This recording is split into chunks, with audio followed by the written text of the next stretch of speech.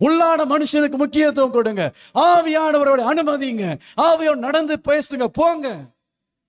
உங்க மாம்சத்தை எல்லாம் விட்டு வெளியே வாங்க.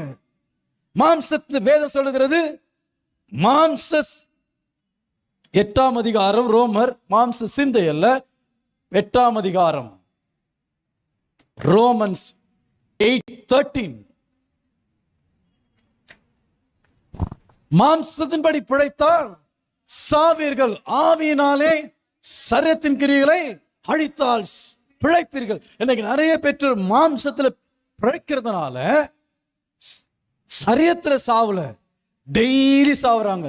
பிள்ளைகளால் அவமானப்பட்டு துக்கப்பட்டு சொந்த மத்தியில உறவுகள் மத்தியில தலை குனிந்தவர்கள் ஏராளம். ஆனா இந்த 128ஆம் நம்பர் 128 ஹவுஸ் நம்பர் 188ல பார்க்கும்போது இந்த பிள்ளைகள் ஒளிவ மர கன்றுகளை போல இருக்கிறார்கள். நீங்க விசுவாசிக்கிறீங்களா? உங்களுடைய பிள்ளை என்னுடைய பிள்ளை அப்படி இருக்குன்னு சொல்லிட்டு. அல்லேலூயா. அப்ப இந்த மனுஷனுடைய ரகசியத்தை எடுத்துக்கொள்ளுங்க. இந்த மனுஷன் அவுட்வர்ட்ல கன்சர்ன் பண்ணல. என் பிள்ளை எங்க படிக்கணும், என் பிள்ளை எங்க போகணும், என் பிள்ளை எங்க வரணும் கன்சர்ன் பண்ணல.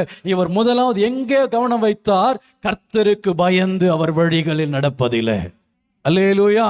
உள்ளான மனிதனில அதுதான் சொல்றேன். பெருக்கம் ஆசீர்வாதம் என்பது நீங்க வெளியே போய் தேடாதீங்க, உள்ள தேடுங்க. உள்ள நீங்க அதிகமா கவனம் செலுத்துங்க. வெளியே வேதம் சொல்லு, மற்றவெல்லாம் it will be added unto you. இவையெல்லாம் உங்களுக்கு கூட கொடுக்கப்படும்.